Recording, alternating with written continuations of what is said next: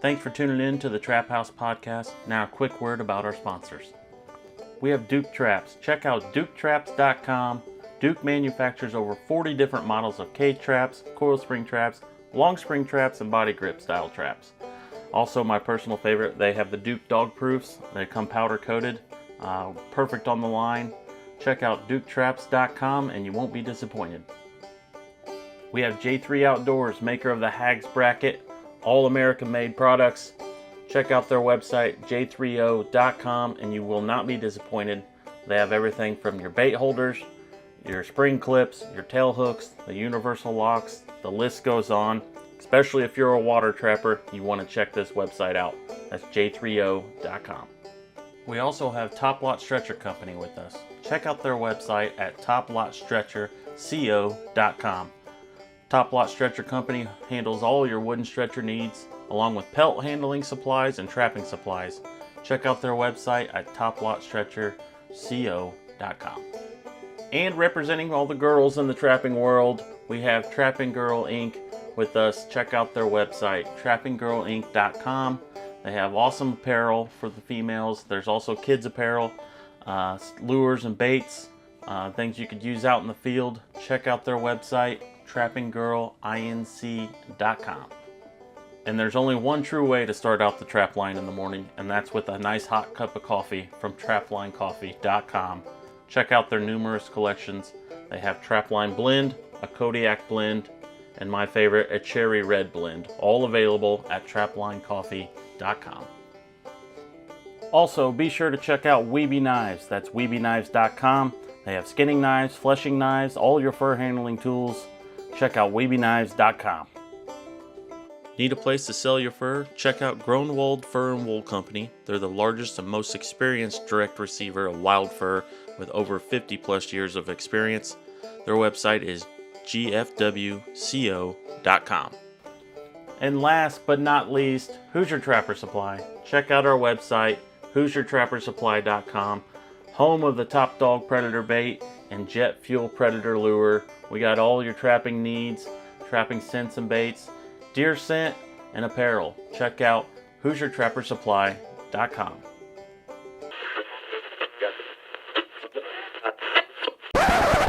All right, everyone, welcome back to another Trap House podcast. We got a great guest all the way from Wyoming joining us today. EJ Kelley's with us. How you doing, EJ? Great. Glad to be here. Yeah, we appreciate you being on. Basically, we want your whole story. My whole story. We ain't got enough time for that. Yeah. Well, they can buy the book. Yeah, we'll get to that. We got the book that has EJ's whole life in here that we're going to talk about. But kind of, I guess to put it in perspective for people, you guys met before I actually met you. Where's that go, Charlie? Is that I don't know if you remember, EJ. Probably the first time I met you was up in Wisconsin at the FTA convention, 2012, 2013, something like that. It might have been the 50th anniversary of the Fur Takers. Yeah, possibly. It was in Wisconsin. I think I started at the Trappers College that fall, but I didn't know I was even being asked yet. So okay, that sounds about right. Yeah. So you guys met there, then now you guys are instructors together at the Trappers College. That's right. Yep. Charlie's been with me quite a while. Yeah. Yeah. And that's I started there in 2008 and was under Jerry Joe Barnett. Rick Shadell was there. Charles Davis out of New Mexico. And 5 years later, Jerry Joe retired. That's when they put me into the lead position on Group 1. But I think that was 2013. So I can't quite remember what year you started there, Charlie. I was 2013, but the first year I was there, I helped Dave Hastings, and then That's right. Yeah, so the following year I probably was when I started helping you, 2014. That sounds about right. So, Yep. Yeah. Super. I do remember Gene Bieber at the time, because I told him, I said, hey, I like that class 4. And he goes, we need you in class 1. And I said, well, that's fine. And then he asked me like a year or two later, he goes, you want to go back up to class 4? And I said, no, I like it just fine in class 1. So it is a great class to teach because it's very rewarding. You know, the students are learning so much because our group, you know, they don't know hardly anything when they get there. right. And that's one of the most rewarding parts, I think. And I'm pretty sure you can relate, Charlie. Yeah, same. You know, you get people that get excited about catching a groundhog or a possum or something. We're not even, Right. we're not Exactly. even targeting those guys. So, but Yeah. So then I ended up coming to the college to help do some social media stuff, get some photos, and somehow they put me in the same bunkhouse as you guys. So I got to know EJ pretty well too. That was a treat, wasn't it? That's why I haven't been back since. Might be something to that. No, just being busy at work, really, more than Yep. anything. Yep. But why don't you take us on that journey? When did you start trapping? Like, how'd you get into it? Did someone show you, or you just? No. This is my sophomore year of high school. I moved back from Colorado. I was there for a little bit with my dad, and a school buddy of mine. We were very broke kids. We had nothing, and we normally worked in the summertime for the farmers. Well, all of our classmates seemed to be out trapping with their brothers or their dads or whoever. And we heard about some of the money they were getting for some of the pelts. And so we decided to strike it out on our own. We started in a little pond. We had no idea what we were doing. We knew the traps had to go in the water. And the local trapper gave us some cherry flavored apple cider he put in a spray bottle. He said, use this, just squirt it on the cattails, set your trap below it in the water. And that's what we did. And I caught my first muskrat that year. And I think we took about maybe a dozen and a half out of that pond. I was pretty hooked. I was a very avid bow hunter at the time, for being a youngster. And I had no idea that anything could supersede bow hunting for me, but it did. So after that, it just escalated. Spent all my waking hours trying to figure out how to catch a coon. Never did for a couple of years. I really struggled with raccoon trapping. But again, no one was there to show us. And we basically learned on our own. But things just kind of clicked after the first couple of raccoons. I'd actually caught beaver before I caught raccoons, which was different. But it just kept going on and on from there. Here I am today. Just went up through the years like other trappers do, and I kind of went overboard with a lot of things. Started an ADC business when I was pretty early in my career, actually. But I was head over heels trapping, and if it had anything to do with trapping, I wanted to be involved. Started a supply business, very humble beginnings back in the early 90s. And by the 2000, I think I'd sent out over 2,000 catalogs, maybe 2003. Spent some time working with Tim and Nancy Caven up at Minnesota Trapline Products. Taught me some ropes there. And but I always wanted to get back west from that 6 months I spent in Colorado as a boy. And we finally got here, going on 7 years ago now. So you mentioned you were in Colorado, then you went back home. Where was home? That was northern Iowa. Okay, then you ended up where you are now for the past 7 years. Did a little trapping in the service from 87 and 88. I was lucky and fortunate enough to be able to do a little trapping there. It kind of saved my sanity. I didn't care for the Army much, but I was, and I tell stories about that in the book too. And, but yeah, it, it was a whole different ballgame down there. I mean, I was still new to trapping. And then you go from farmland country in Iowa to the coastal region of Virginia. So I had to relearn again, even though it was still very green at what I had just learned back in Iowa, only several years under my belt. Everything's an adventure. Yeah. So you have some of those stories in this book. Yeah.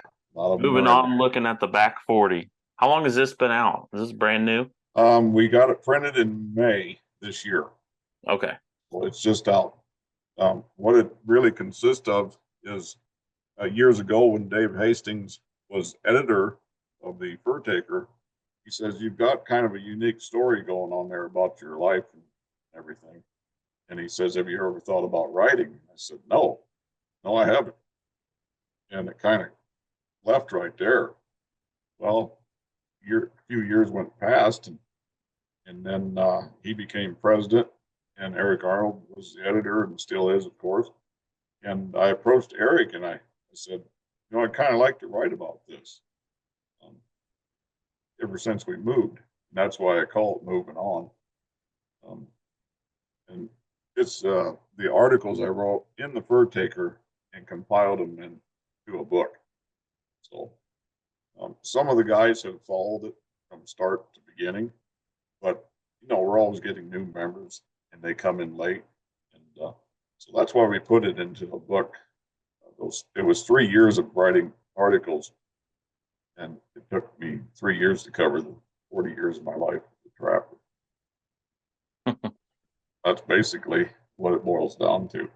And of course, I'm still writing for the Fur Taker, but now it's more how-to instructional articles. So EJ, you spent a lot of time trapping primarily in Iowa. I did. Right. And I know coon was a big thing in Iowa. That's one of the best, considered one of the better raccoons in the country, and their size and quality and whatever. So I know you spent quite a bit of time with raccoons. So when did you decide more into the coyote trapping, or did you do that as the season progressed? Well, we had some fox at the time there in Iowa. 1991 was the last good fox year we had. Mange hit, and we were also getting the movement of coyotes coming into the state, or not the state, in my area. So I had a real interest in the red fox. I knew we were getting some coyotes around. It just so happened to be in '94 I attended the Fur Takers College as a student, and Gary Jepson was my instructor. And of course, he put the absolute crazy bug in me with these coyotes, and it's been kind of nuts ever since with them. And I struggled with them at first, but looking back, I realized that we didn't have many coyotes to work with. And when you don't have a very good population, it's going to be challenging to catch them, as opposed to when they're everywhere and in good numbers. So I really struggled and thought, I'm not cut out to be a coyote trapper. But it was something that I had to, really work at. And I really wanted to be successful on coyotes. So, and then the next year I went up, took instructions from Gary, private instructions, which made me more addicted to these things. And the following year, he invited me out to trap with him. That was quite the honor. So then I started catching on more, but we still didn't have a lot of coyotes to work with in Iowa. But they come along, their numbers increased and my catches increased. So it's just been an addiction for me. There could be worse things to be addicted to. That's right. Coyotes isn't that bad. That's right. Yeah. So what would you consider, like, in your area now? Like, what's a I'm sure it varies every year, but like how many coyotes do you think is, in your trapping area, like numbers wise? Would you Well, consider when we like first, 20 a season good or 100 a season good? well, I don't really know what's a good season, because every year, like you said, is different. When we first moved here, there was quite a few numbers of coyotes. The first 2 years, I barely got out of eyesight of my house here, and had some fantastic catches. The second year I was here, I believe I had 105 coyotes, but I average distance from the house is 4.5 miles. So that's not bad. No. Now, we've had parvo come through about 4 years ago, and between that and the predator management program in Wyoming has really upped their game here this last year. They've dumped a lot of money into it. So they're killing more coyotes year round. And that's less for the fur trapper to have opportunity to catch. So the last 2 years, I've had to work pretty hard, and my numbers are down to like 81, 83 coyotes. And it's definitely not big numbers, but they're very hard earned. Yeah. So, I consider it a great year every year I can get out and trap. I haven't missed a year in 40 years. So any year's a good year for me. As long as I can get out there and I'm doing it. Of course, we're all struggling now with the low fur prices, but we got to find alternative markets and sell everything but the howl on them things. So we got to do what we can do. So EJ, a lot of us dream about or think about doing what you actually did.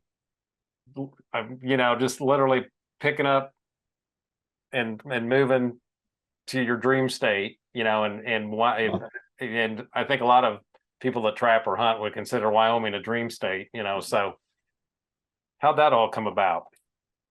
Well, I actually owe all that to Maggie, because, and it's in my book, very early on in the first chapter, how this all transformed. And it was totally driven by God. There was 100%. Everything. She doesn't remember saying, "Let's move to Wyoming," as she was doing dishes that night in the kitchen. She doesn't remember. And it's a very unique story, and we have a lot of unique stories along the way when we were looking for property, while we were looking, and it's all in that book. And I've had a lot of good comments on it, because it's not an instructional book per se, but it's just our story and what happened to us. Yeah, we don't want to give the book away, and I've read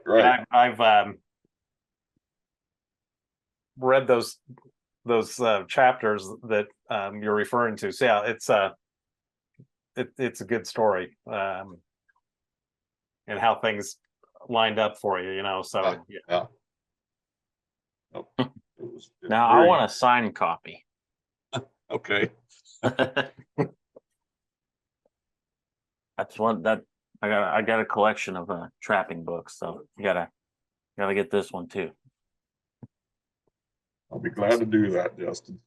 My pleasure. So EJ, you also trapped North Dakota, Yep. when you were still living in Iowa. Yep.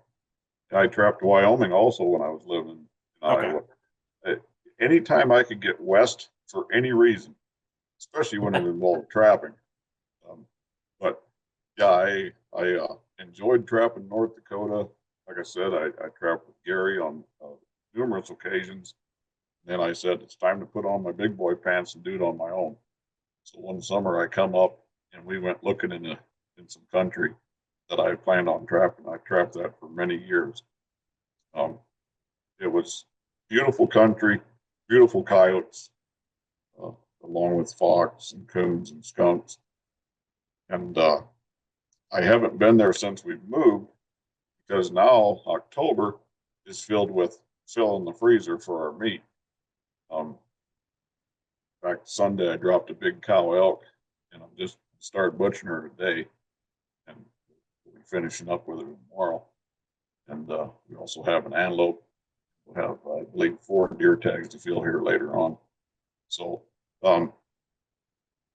we live a lifestyle that we don't go to town and buy groceries very much, and we certainly can't afford to buy a lot of beef at the store. In fact, we don't buy any beef at the store. We're 90%, 99% wild game is what we eat. We'll buy a little pork and a little chicken for something different. So October's filled with hunting and trying to get the freezer full and getting ready for trapping, which is coming up here shortly too. Plan on starting probably the last week of October. I shot a coyote the other day checking skunk traps. I love trapping skunks. But I shot a coyote on my way in to check some traps, and it was a pup of this year, and it had very good fur on it for being a pup and for being on, I believe it was the 5th of October I shot it. So I think they're ready to go, but with the very particular fur grade right now, I'm going to give them a few weeks to a little more hair on, and we'll get after them. Do you eat the coyote?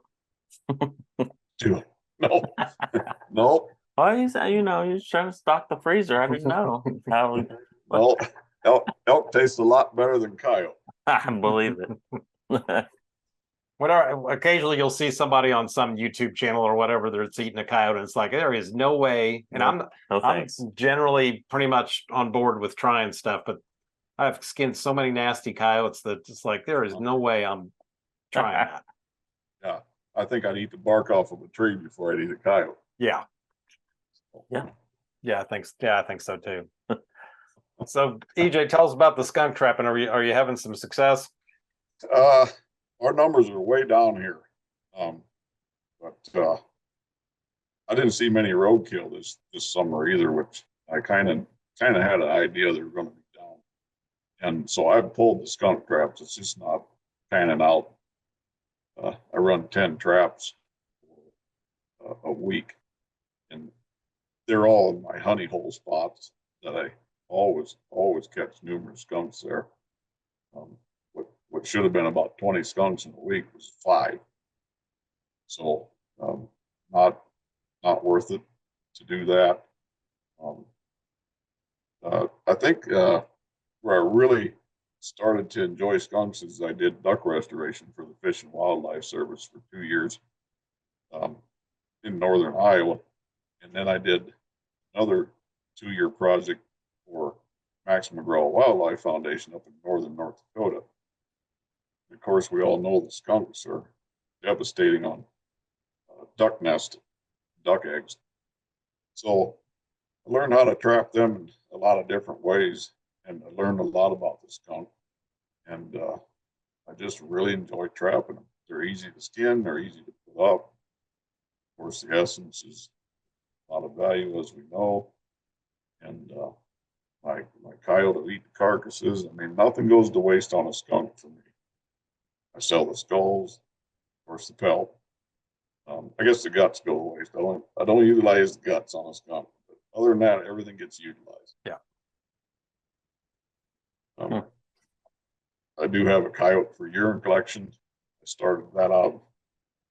The necessity for me, I couldn't find top quality urine that I wanted to use in my coyote trapping. So I caged a coyote. Of course, I can't use all the urine that he gives me. So last couple of years now, I've been selling it to some trappers, and they really like it. So the other day, I finished another cage. I got to get another coyote. Demand is up.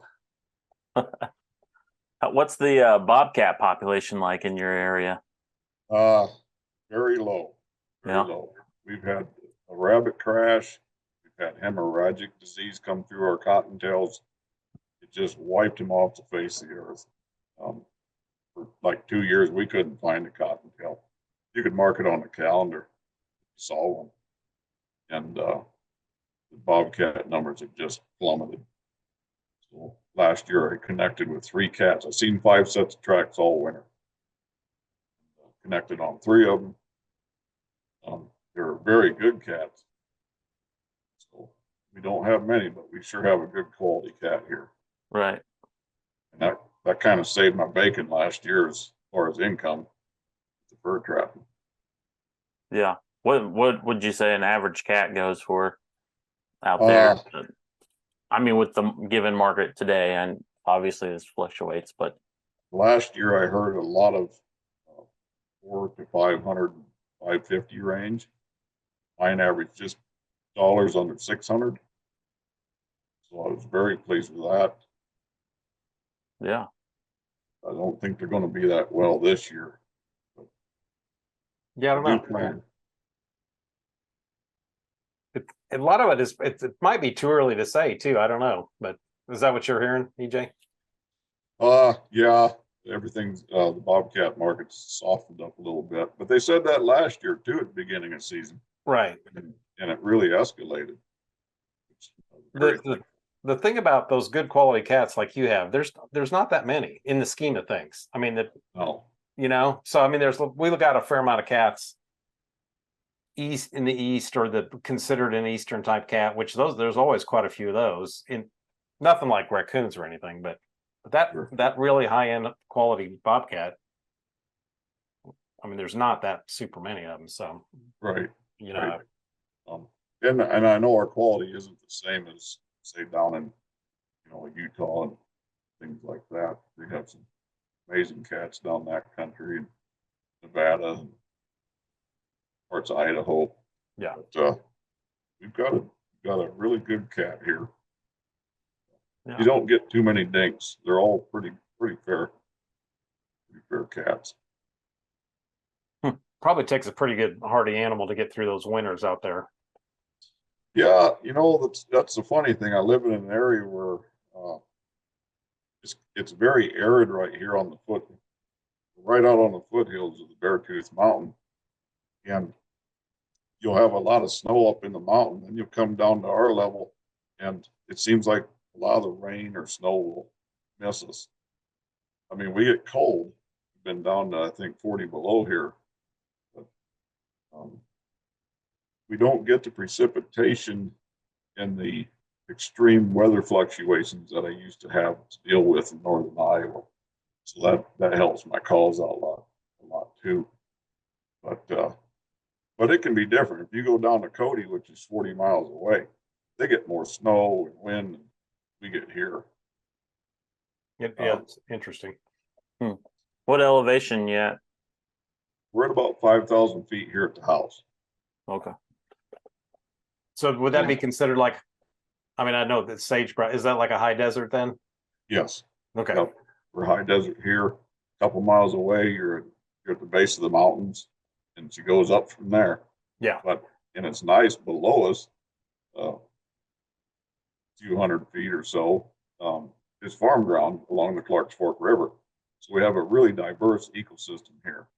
Kind of got everything. Have you trapped that farm ground? Yes. Yep. There's coyotes out there. Of course, there's more raccoons, skunks, and the red fox tend to hang along that more along the river. Mm-hmm. Here, but does it seem to support more animals, the farming? Not that I've noticed. Okay. Definitely on the red fox, it does. But there's been years where there's been really good coyote numbers there, and there's been years where there just ain't. Yeah. I don't know if it has to do with the overall population of the coyote or something else that's contributed to that factor where there's less. But our fox and coyote seem to coexist together just fine. Back in Iowa, if I caught a fox, most time it's pretty well strung out by the coyotes. They didn't Yeah. tolerate them. And, but here, catching good numbers together. I think there's plenty of habitat, plenty of food source for both of them. They don't have that high competition amongst each other. So they're not as territorial as they are out where you're from. Yeah, I think the territorial part doesn't really come into play with them as much as food availability for both species. They don't have that, I got to get rid of this red fox or he's going to catch my meal kind of thing going on. Yeah. So EJ, to back up, when you were still living in Iowa and you went into Wyoming to trap, you were trapping eastern Wyoming. Did you run into that the coyote, like you said, the government, whether it be USDA or state trappers or hired trappers, did you run into that in that eastern part quite a bit, where they just basically, there really wasn't that much out there to catch?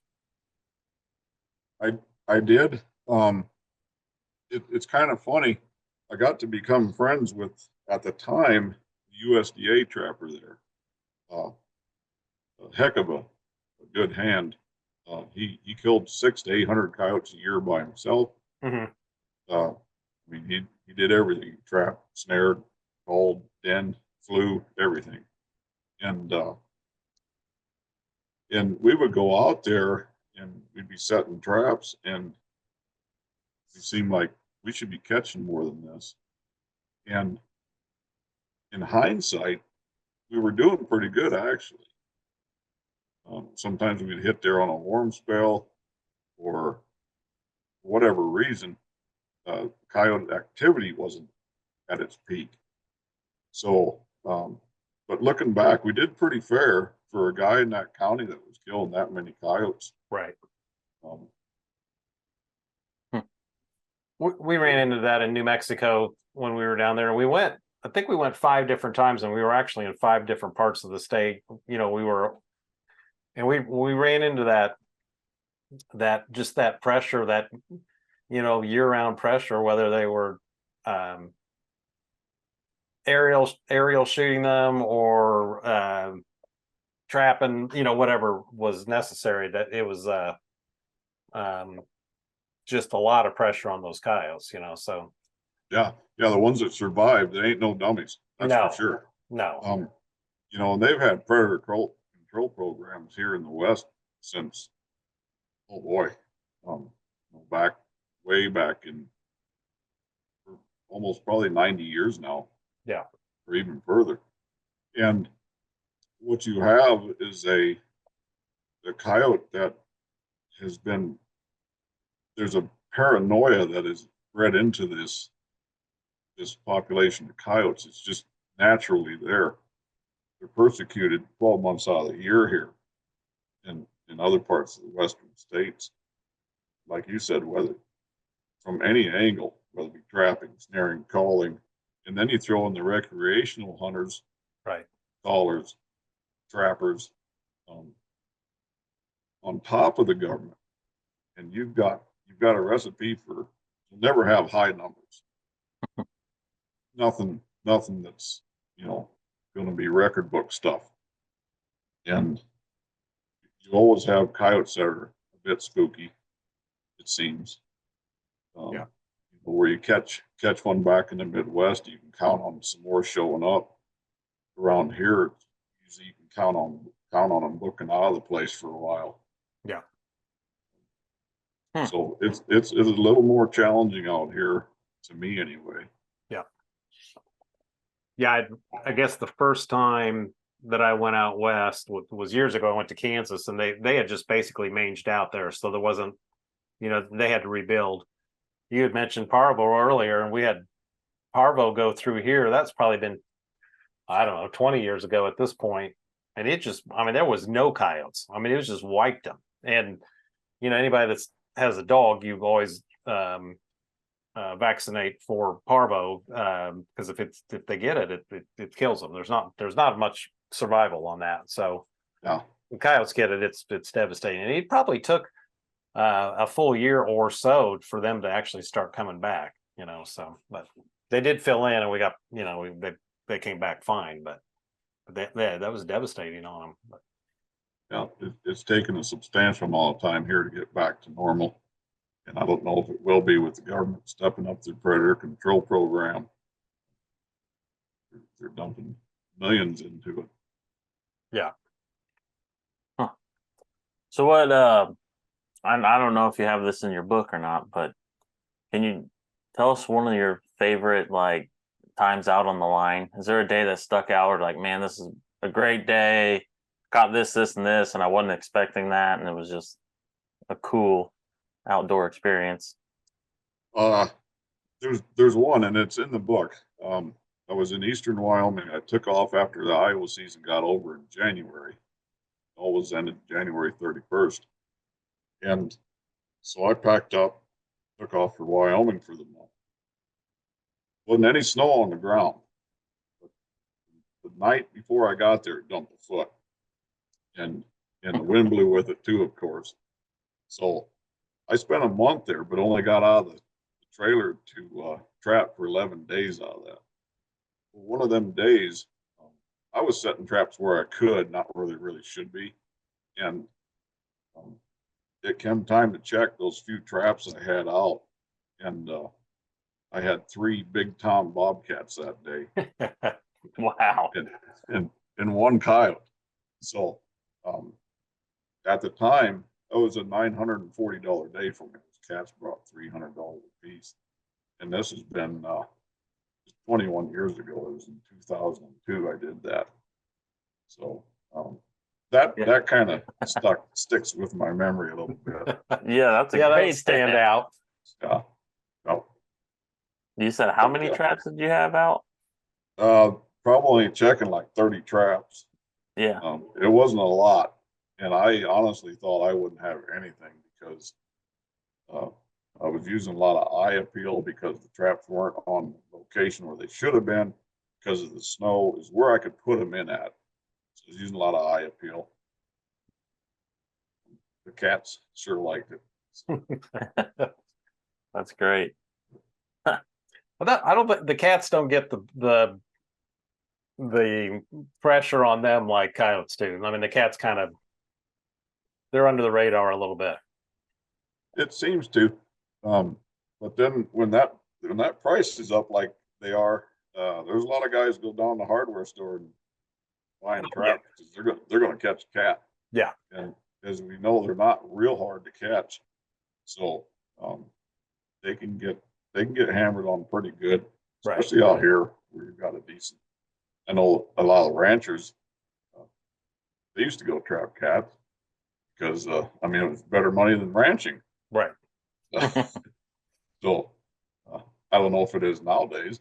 Highly doubt it. I mean, you got to run a $60,000 to $80,000 pickup to go get your bobcat now. And, yeah. I meant in terms of the government trappers, they kind of they're not too hard on the bobcats. Right. Yeah. Of course, they can trap them because it's not a conflict of interest with them. Right. So unlike the coyote and beaver, the government guys, when they can trap cats, they do. But yeah, as a whole, they don't put that continual pressure on them. Yeah. You got lions in your area, EJ? We do. Haven't caught any yet, but it's a matter of time. Same with the wolves. Got plenty of wolves here. Haven't had any get in my traps. I live in wolf management zone, but I'm 7 miles from the border of it, and anything east of that, the rest of the state of Wyoming, if you catch a wolf, you can legally take it, keep it. They're considered predators outside of the management zone. Okay. But you don't get many over there.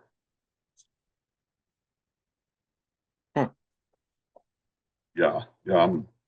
We've got lion tracks right here on our place. Grizzly bears, got plenty of grizzly bears around this year. Neighbor had about 7 of them in his sweet corn patch down there. They were trying to get out. And I think they caught 7.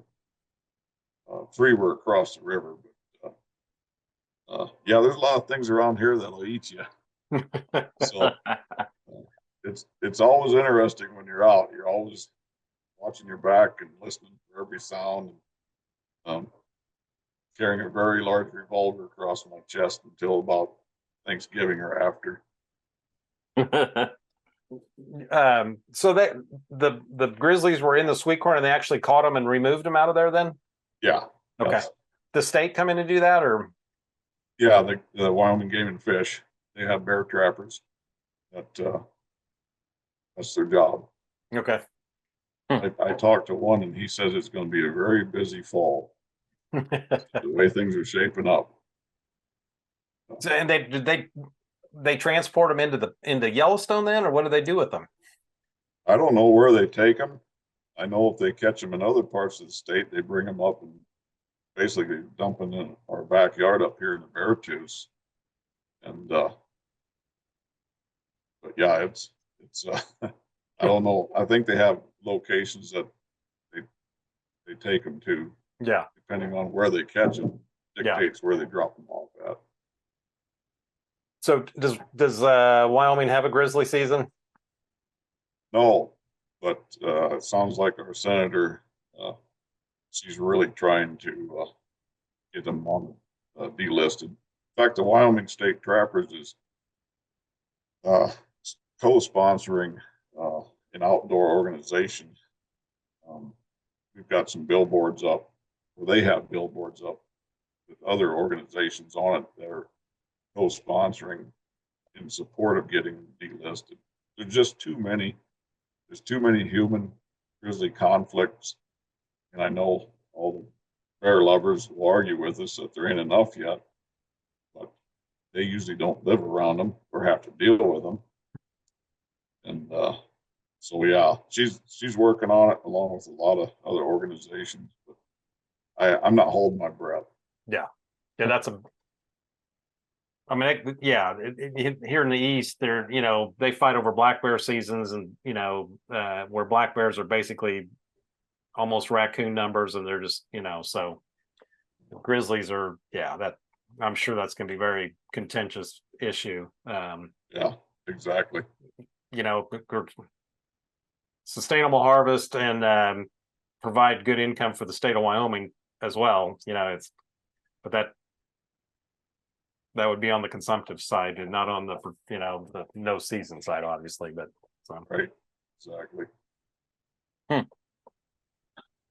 You mentioned that we keep talking about Beartooth, and my mind goes to my trip when I went out west there to Yellowstone, and I went on that scenic byway.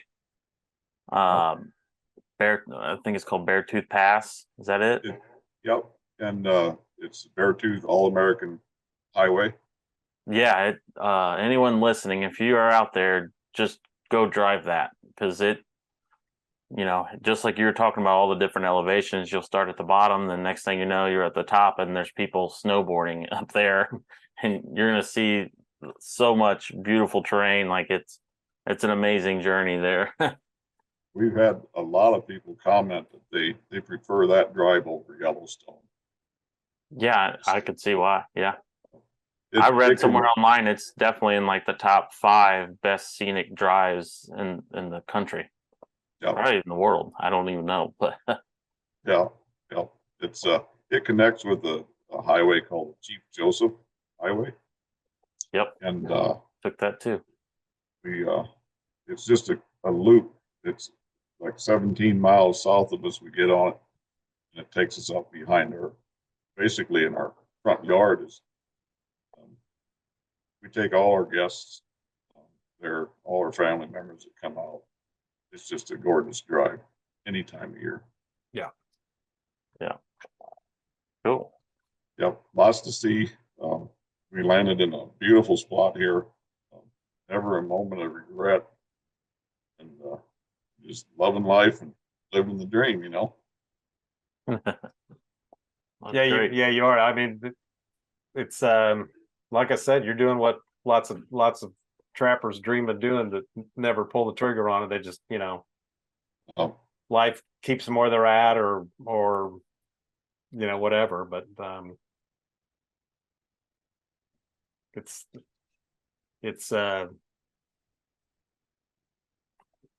pretty cool, EJ, that you did that for sure. So yeah, we are sure glad we did it. Like they say, you never get any younger. And, right. That's right. So, Anything else we should cover? I mean, obviously, we could make this 3 hours if we wanted to. Oh yeah, I could talk for 3 days on trapping and stuff. all right. On a practical side, EJ. So, and I've seen you make your sets. So, trap on a dirt hole set's pretty much on the hole. Yes. Yep. Rounded up. You know what? close. That's how we're gonna. Every episode, I think, from now on, that's the final question. You hug the hole or you're not. Just, and I already know what we would do no matter what anyone says. But I just feel like a lot of more people need to hear what you just said. I think you're better off right up on the hole. Yep. Get her up close, and you'll take the coyotes. Won't miss any fox. Coons will be in there. So just it's the way I was taught 30 years ago. Worked for me since. Yeah. Don't get to use many holes out here. Hard ground, rocks, flat set central. Yeah. Yeah. What about trap preference? Is there a certain size you like to work with, or? That's always a crazy question for me. I used to have to use what I could afford, make it work. And then I had a lot of variables coming into play, like a lot of pheasant dogs out there. So I used, and I still use a lot of different traps for coyotes, but I make sure they're going to hold up. They're going to treat the coyote well while he's in the trap. In a perfect world, we could all use these, the MB 650s and Sterlings and big modified number 3s. That's my preference, but it's not a perfect world, so I can't always use them. And I know a lot of people like the beefed up big traps, but I always got to think about, can a pet owner get his dog, or can she get her dog out of that trap if it happens to get in it? Right. So it's always something I always keep, even out here in the wilds of Wyoming. You've got people walking dogs like, what are you doing out here? But it's open to the public, the BLM land, and you find people out there walking the dogs. Yeah, I mean, why wouldn't you? It's beautiful. I'd take my dog out there too. Exactly. I mean, and that's the whole thing. It's perfectly legal for you to be doing it, but as an ethical trapper, you have to make those decisions as to what's the right thing to do, what's the best thing to give people as positive an impression of a trapper. That's very important. Exactly right. Yep. Just because you can doesn't mean you should be. Right. So even out here, always got that in the back of my mind. Even a rancher, can that rancher get his dog out of his trap, out of my trap? Right. I got to think about those things. Right. So, but there's a lot of good traps on the market. The MBs, love them, 650s or 550s, modified Victors, number 3s, one of my favorite traps. I've used them for many, many years. And Sterlings, of course, I've got some of those. Getting to kind of be a collector's item anymore. Yeah. Mm-hmm. But I used some old stock number 2 Montgomery round jaws I bought back in the late 80s. I'm still catching coyotes with them today. Yep. They hold them just fine. So doesn't have to be fancy, just functionable. Yeah. Did you see that Gary Jepson lines up those Sterlings for Dave Hastings? No. It's a recognition of Dave's all the work that he's done for the FTA, Gary lines him up to a dozen starlings. Well, It's even got some sort of fur taker emblem on the pan. really? Yeah, How about that? yeah. Special treatment. Well, I tell you what, he's awful deserving of that. Yes. Yeah. They've done a tremendous amount for the fur takers. And I suppose if Gary Jepson calls them up, they're probably going to come up with them. Yeah, yep. They're gonna make it work. That's right. Yeah. Hey, one more question, Gary, or EJ. Stretching coyotes, wire or wood? I've always used wire. None of my buyers have ever said I should go to wood. I think it's all in how you take care of your fur, whether they go on wire or wood. Right. And if you've got a good coyote, it's a good coyote no matter what it's on. Right. So, just my opinion. But I know a lot of guys will argue with me on it, but just what I do. I agree with you on the wire, and it gives you a little flexibility. You have to keep the rust off them. You have to keep them clean, but yeah, I'm much quicker, easier to turn them, easier to dry them once you turn them back first side out. Just the whole thing. So. Yep. I've used wire for everything, I guess. So, yeah. Starting to put a few skunks on boards. It's just something to kind of play with a little bit. Well, EJ, we appreciate you being on. And where's the best place for people to find this? Directly through me. Check or money order. You basically just call me up. The ads in the Fur Taker magazine with my article every month. Just give me a call or send the check or money order, $24.95 postpaid, and we'll get you one of them books, and you can read all about it. So, Okay. Read about a unique life. Yep. We'll certainly a blessed life. I know that. There's no doubt about it. We could put the information below the video. So okay, I appreciate you guys having me on here, and I appreciate what you're doing. You guys have done a lot of positive stuff for the trapping community, and I'm just glad to be a part of it. And I really appreciate it. Well, same, EJ. You've clearly been involved in the Trappers Association, the Fur Takers of America, Wyoming State Trappers Association now presently, and of course have been a big supporter of the Fur Takers Trappers College. So, yeah, same. So